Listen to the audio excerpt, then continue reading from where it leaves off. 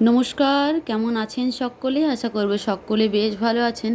তো বেশ অনেক দিন পর আবারও এসেছি নতুন আরেকটি রেসিপি নিয়ে। তো চলুন আজ আমি বানাবো রেস্টুরেন্ট স্টাইলের মিক্স ভেজ।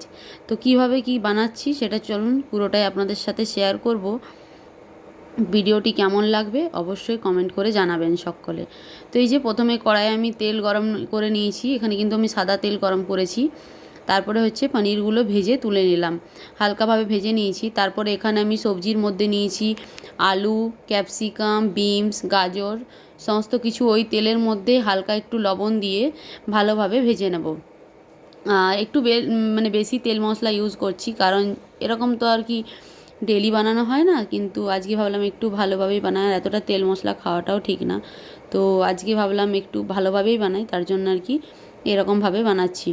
তো এখানে হচ্ছে ভালোভাবে সবজিগুলো সমস্ত কিছু বেশ ভালোভাবে ভেজে তুলে নিয়েছি। তারপর এখানে দিয়েছি আদা, কাঁচা লঙ্কা বাটা, ওই তেলের মধ্যেই দিয়ে দিলাম আদা আর কাঁচা লঙ্কা বাটা, আর এখানে দিয়ে দিলাম টমেটো বাটা। এখন এইগুলো ভালোভাবে ভেজে নেব। তারপরে কিছু যে আমাদের মানে ডেলিকার যে মশলা, ডেলি রান্নাতে আমরা যে মশলা ইউজ করি সেই মশলাগুলোই দেবো, বিশেষ কিছু মশলা দেবো না।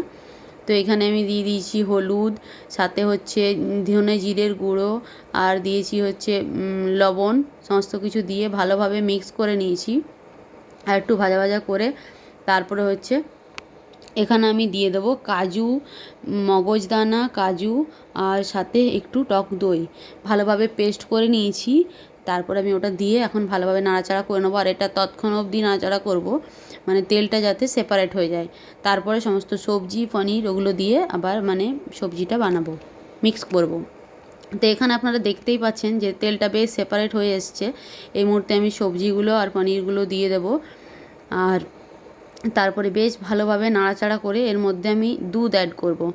কিছুটা পরিমাণে দুধ অ্যাড করলাম, আর এখন ভালোভাবে নাড়াচাড়া করে একটু ফুটিয়ে নেব সবজিটা। খুব একটা জল জল করব না, মানে রেস্টুরেন্টে কেমন হয় সেটা তো আপনারা সকলেই জানেন। তো একটু আর কি ঘন ঘন হবে।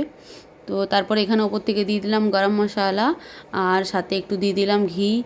আর এর আগে একটু আমি যে পনির মশলা থাকে সেটাও দিয়েছিলাম হালকা একটু, ওটার মানে ভিডিও করা হয়নি। তারপরে ওপর থেকে কস্তুরি মেথি দিয়ে মানে সবজিটা সম্পূর্ণ হলো।